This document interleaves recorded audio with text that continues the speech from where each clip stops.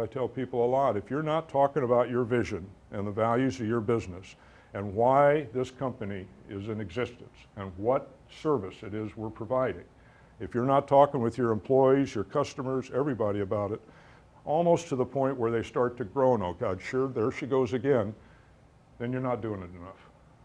Because you need to have it out in front of all of you all the time. That's one way of having a visual representation of your vision in front of you, is be talking about it all the time. I have a client of mine now who is a furniture manufacturer, also about 25 years ago. His vision was building fine furniture with his own hands. And he actually, even back then, talks about, he said, I took a vow of poverty. I was going to be a starving artist. And he built everything with his own hands. And his first piece took him 1,400 hours. He wasn't being paid for it, he gave it away. It's still out there.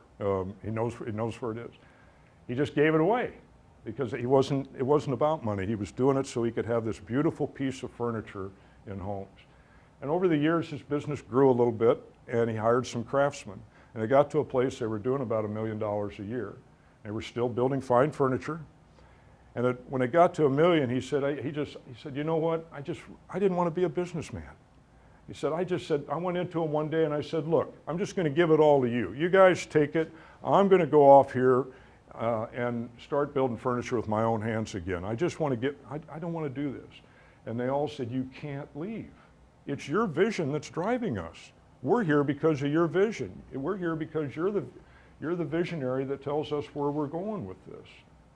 And now he's doing about 16 or 17 million. He's got 110 employees. He's still an artist, although far from starving. He hasn't touched wood in about 8 or 9 years, but his vision changed somewhere in there. He said, I started thinking, well, wait a minute, I can look at business as an art form. And that's how he does, that's how he approaches his business. He thinks about that in a creative way. And he has a lot of other outlets that are continuing to drive that. But he tells that story often about the power of an enduring vision and what it can do to create loyalty among people that really do quality work and continue to bring that quality work. So how do you discover your own vision? How do you find out what you're really passionate about if you don't already know? Or how do you refresh a vision that you already have, or maybe that's gotten stale over the years? One place you don't go is in your head, because up there in your head, swirling around, is what resides up there is a lot of good ideas. And they're not always heart connected. And if they're not heart connected, even if you follow them for 20 years, they're not necessarily going to serve the purpose that you want to serve. And you can't do them wallowing around in the area of daily activities. You have to step back. You have to find a method to touch your heart, touch your dreams, and give yourself space for that, where your true energy resides. Now, you can go on a retreat, you can take workshops, you can get coaching, and when you get coaching, you better be working with a coach that really understands how to help you follow heart-connected energy and not good ideas, because there's a lot of mentors and coaches and consultants out there that can help you with those analytical decisions all day long. But that's not how you get to your vision. You get to your vision from your heart. You can't get it analytically. Or on your own, again, you can read books or you can start to meditate. It's amazing how many times I get these blank looks, because I coach a lot of executives one-on-one, and almost every one of them I try to get to meditate. And it's like, what? You know, who has time to meditate? Or who has time to do this? My answer to that is get over it, because that's all you should have. If you don't do it, everything else you do is just a waste of time. You're not getting to the place where you want to go. So you need to take long retreats frequently. Anything, do anything that helps you get more self-aware during your day, so that you start to watch for what energizes you during your daily work. Are you doing tasks that you shouldn't be doing? Are you doing tasks that you should be delegating to someone else? Are they robbing you of your energy every day so that you can't even be doing your job as leader and thinking out into the future and doing the work that gets you where you want to go? Now, I think you can create a list, not a to-do list. That's the traditional list. I think you need to do a stop-doing list. This drains me, I stop it. Now, in my little business, one of the things I recently stopped is, it took me a few years to get to it, but a few years ago, I finally stopped doing the bookkeeping. I wasn't doing it that well anyway. But I kept thinking I had to do it. And that ended up relieving. Just this last week, I was ready to do, my wife Kathy and I have the Get Clarity Home Study course, and we just started selling it in August. Well, I had to do the first sales tax return. Well, I was sitting down, I was getting all ready to do it, and fortunately, my bookkeeper said, "Are you doing a sales tax return on this?" I said, "Yeah, I was getting ready to do it this week." She said, "Well, let me do it." And I saw the work she put in on it. I'm going, well, I'd never have done this. And besides that, I didn't want to do that this week. It would have drained me. So that's some of that stop doing list, even on the small issues.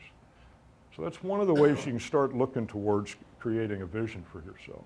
And then create a visual image of your dream. Create a map or create a collage, anything that gets to helping you remind you on a daily basis what your vision is so you can talk about it. And of course, you're always welcome to attend Clarity International programs, because that's what we do, and we've done for 12 years, is help people find what they're passionate about and help them take the action steps to get it. But however you choose to do it, it's critically important, because without your own vision deeply connected to the work you do, it is absolutely and totally impossible to touch the dreams and passions of your employees. You can't do it. You can't be there. If you haven't figured out how to learn and read and monitor what your own lights on energy is, you can't help them find out what lights them up. You can't reach their heart or help them reach their heart and their passion, which is what really brings out the creative energy inside a company. So you knowing what gives you reason to get out of bed in the morning is going to help you connect to helping your employees find out what it works for them. Now, I want you to, as I end my talk this morning, I want you to imagine this. Every day, you and everyone you work with, your customers, your employees, everyone you associate without the day, have one agenda. And that agenda is keeping their own lights on and helping everybody else around them keep their lights on. Now, is that utopia? Yeah, of course. But if you make that a priority, if you make that an overriding intention of how you work every day, then it's going to create an energy that makes it a lot more enjoyable, a lot more creative to work. And periodically, there's going to be these little moments of bliss and joy that you'll remember. And I know this is true because my wife, Kathy, and I run our business and our life like this every day. Now, and finally, I have one quote I want to read you. Now, how many of you know who Joseph Campbell is? Joseph Campbell was a professor at Sarah Lawrence University for 34, 35 years, and he's written a lot of books on mythology and spirituality, those kind of things. I think he was a mythology professor. Friend of John Steinbeck, just a very popular speaker. And in 1987, he did a series of interviews on NPR with Bill Moyers.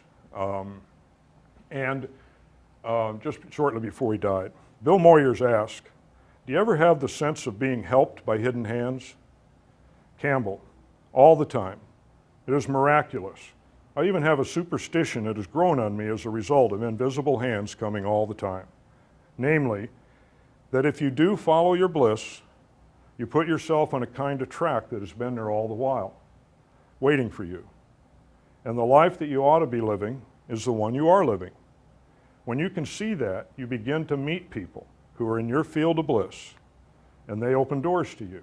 I say, follow your bliss. Don't be afraid, and the doors will open where you didn't know they were going to be."